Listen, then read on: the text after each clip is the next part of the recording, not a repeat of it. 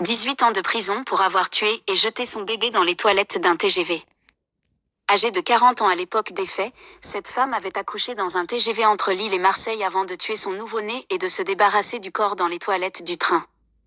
Mercredi, la cour d'assises du Pas-de-Calais a condamné à 18 ans de prison une femme accusée d'infanticide.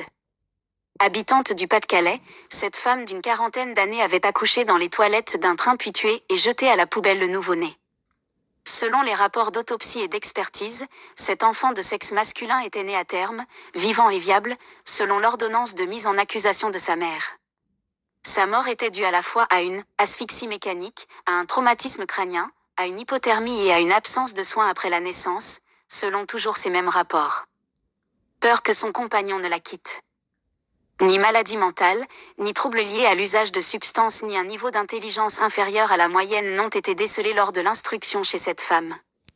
De son côté, la mère avait déclaré qu'elle avait caché sa grossesse, et même son accouchement à son compagnon, père du bébé, qui avait voyagé avec elle dans le TGV.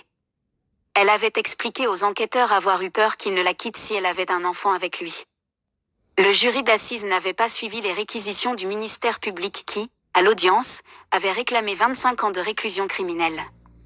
Néanmoins, l'avocat de la mère, maître Benoît Cousin, a estimé que la peine était inutilement sévère, car sa cliente n'est pas dangereuse et pourrait se réinsérer dans la société.